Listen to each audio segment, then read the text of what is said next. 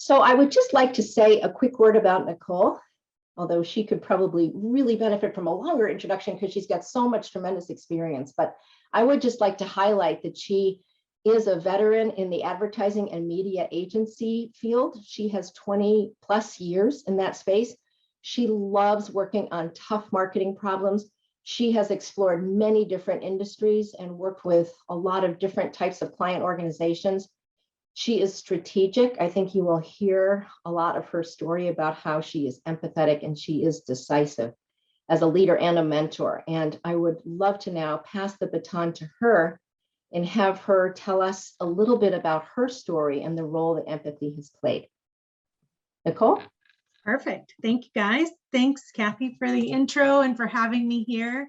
I am excited to talk today about empathy. I know even in our breakout sessions, we talked a little bit about it, sometimes seeming like an underrated skill or a soft skill. And I think for me, it has proven to be a skill that has mattered greatly.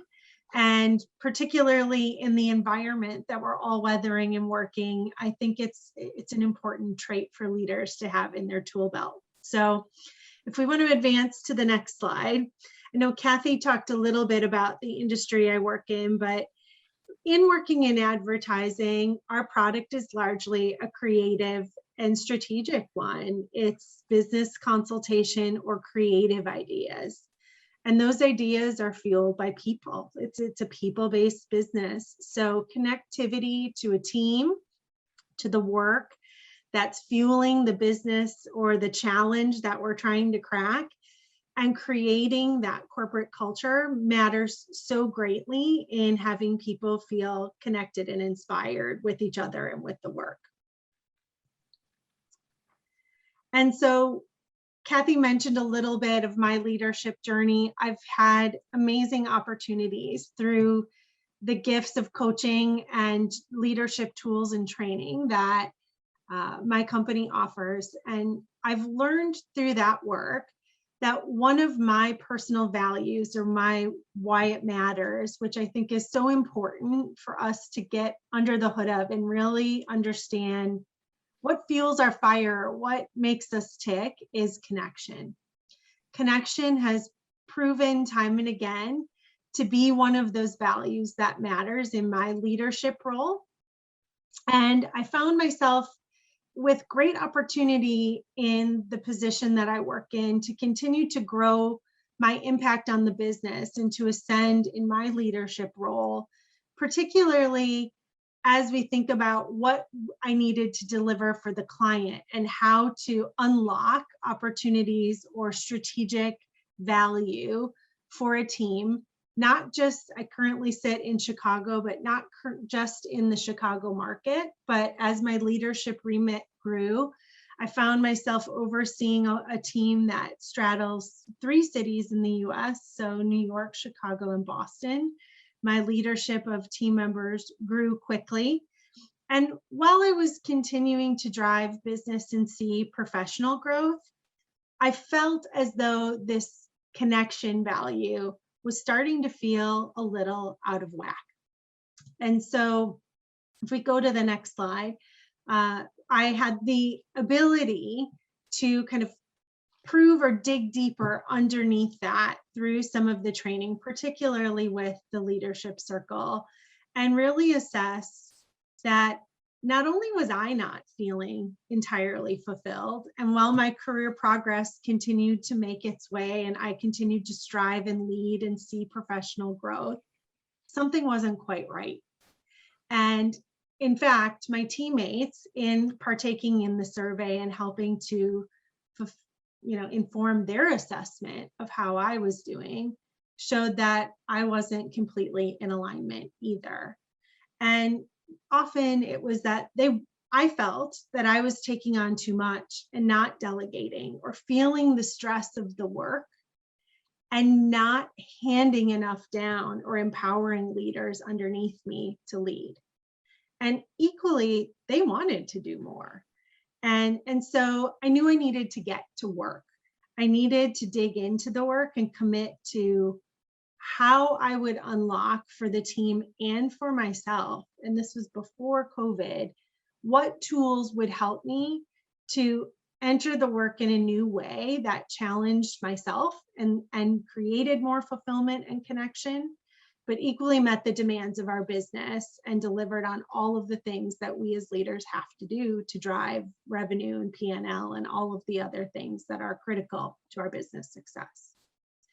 So the work ultimately led me to a number of key kind of traits or skills that I have incorporated that I do feel are important to the foundations of empathy. So I'll talk a little bit now about what those are.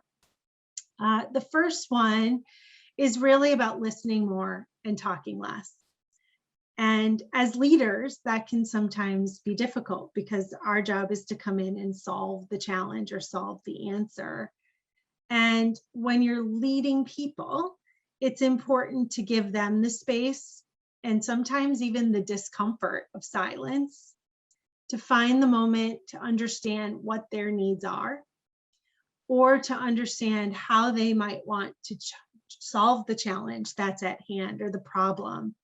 And so really opening up the space to do more listening versus talking in leading, and hearing what matters or what their values are or how they would like to tackle the problem is incredibly important in effectively leading the work and creating connection to understand what makes teammates tick.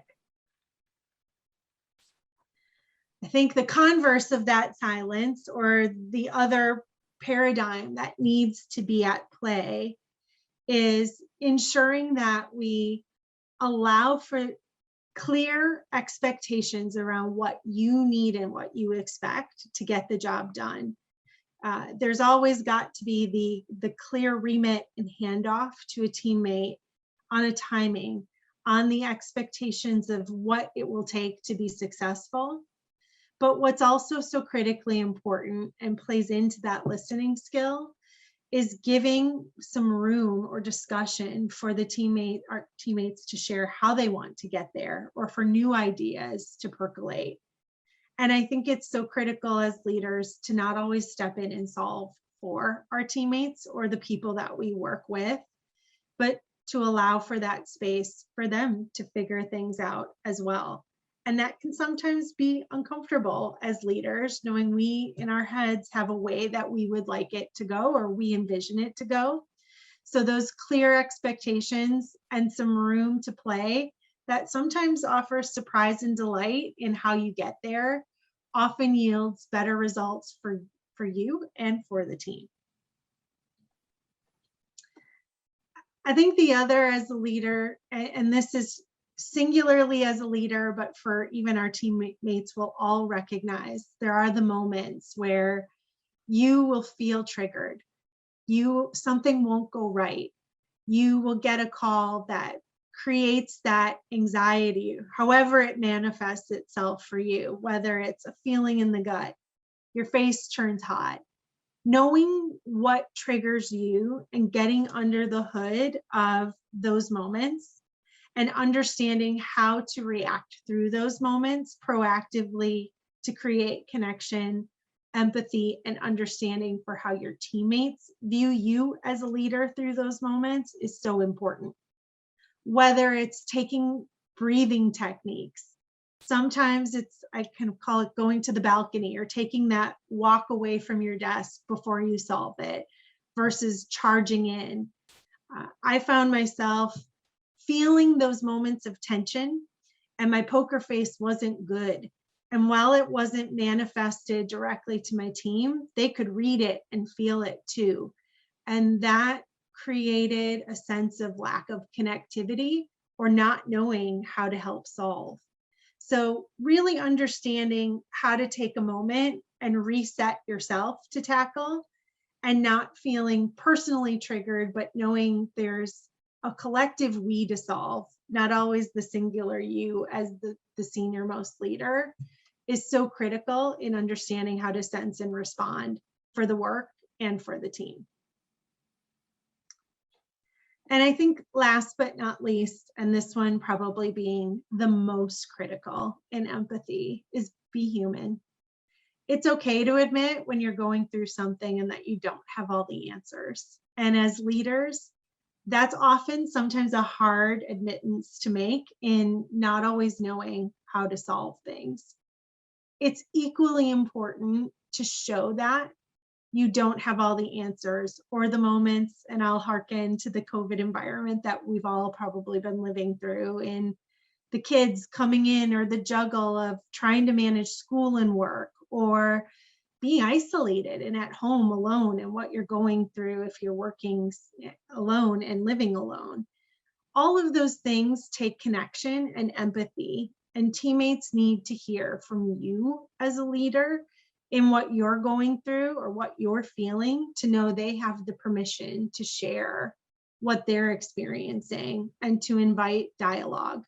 We may not have all the answers for how to solve those professionally, but it's important for teammates to feel they have the ability to share, and that they feel that they hear a two-way dialogue back from you in your leadership, or in my case, from me, to feel connected and understanding who I am as Nicole, as the person, not just Nicole as their boss. So if we go to the next slide, I think, and I referenced a little at the early end of our talk, I do think empathy is an underrated tool that's never been more important. If we read the headlines around the trades right now, and I think in every industry that's out there, the year of the quit, the attrition that the world is feeling across all industries, the look at going to greener pastures, or even thinking about, for some of our teammates who are teammates of color or minorities, all of the things that they're bringing to bear and thinking about right now in the world that we've been living in, and in what reentry will look like. Particularly, is it a hybrid role? Do I need to be vaccinated or unvaccinated? All of those questions that are political questions, but equally deeply personal and professional, that will impact how teammates will bring themselves to work, will require empathy and understanding as we navigate as leaders to create connection and culture, and ultimately to drive the business. And I do think it will be critical to retaining and having people feel fulfilled in their careers and in working in the fields that we're in, to have that connection and that empathy. So I hope that some of what I shared has been helpful to you all as you navigate and unlock what empathy skill sets you want to empower in your own professional journey. I think, even as I look back and now hear from teammates, and through some of the reassessment that I've been able to do, I can unequivocally say that using some of the skills that I've talked about today have helped my team and myself feel more fulfilled in my work environment, and have helped carry me through what has been a tough 16 months of a new work world. So I hope it's been helpful to you all too. Thank you so much, Nicole. It was so great to hear what you've lived through over the past several years, and the challenges you have faced, and the way in which you have made some of your own shifts. We'd like to pause now and see if there are any questions that you have for Nicole based on the slides that she has shared with you. So we'll just open it up. If you want to raise a hand, or you can put a question in the chat box if you prefer. Either way, we'd love to get some interaction going with our community members. I was commenting as we were talking that like two things. The first, you mentioned to ask more questions and make sure that you're not the one taking up all the space in the room. That's why I changed my background. I'm like, yeah, I need to do that all the time because I frequently talk too much. So actually having that WAIT acronym has helped me to be like, yeah, shut up, Mark. The last one you mentioned is hard. Like when you're, as Renee Brown says, as you're suiting up, and you're getting, it's like you can feel yourself preparing for an engagement. You feel yourself getting angry. To call that out and name that and be like, I'm going to take a minute, it takes a strong individual. It takes honestly a strong presence to recognize that it's happening. And as those were my breakout heard, we sort of had that last week. 2 people just got into it in front of all of us. We're like, well, this is awkward. Like the whole mood changed, and it's difficult to do that. It's difficult to know that you're doing that in the moment and that you're reacting rather than responding. So I'm glad you named that. It's a tough thing to do.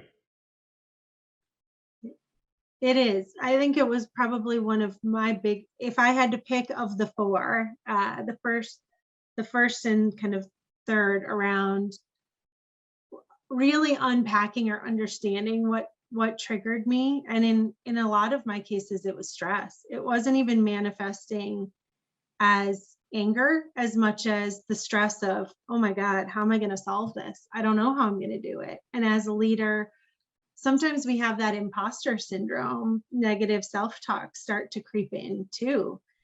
And I found I needed to step back and take that breath to know, gosh, Nicole, it's not all on you to solve. Like there's a whole team of people here to help you and they want to help solve it.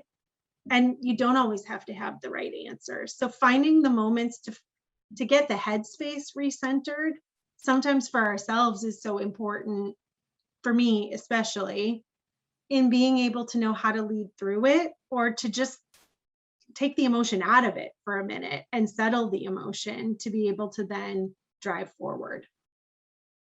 Yeah, I agree, Mark. It is really hard sometimes. And Nicole, I do not have a poker face either. So It's terrible. So the things I've been practicing are those 3 questions that they always say for emotional intelligence. Does it need to be said? And if it's yes, then you move to the second one. Does it need to be said by you? Okay, if it does, but does it need to be said by you right now? And that is the one where I constantly am putting that through my head because I've also done tons of assessments, and somebody came on, I was in an event and they said something about the turtle, and I don't remember what assessment it is, but the turtle needs to just sometimes process, think, and come back. And so one of the things I've done with our team is I'm like, you guys embrace your turtle. We do not always have to like right on the moment have the answer. And in fact, we usually get to a better answer if we can all embrace our turtle a little bit more and come back to the table after we've given it a little time to reflect. So yeah. But it's not easy. Yeah. It's not. And that's embracing other work styles too. Some people are spur of the moment. Some people are more analytical or introverted in nature and want to be more intellectual or thoughtful about it. So not only do we not have to answer all the time, but sometimes in finding everyone bringing voice to a solution, the space allows for everyone to feel like they're seen or heard or their ideas contribute too.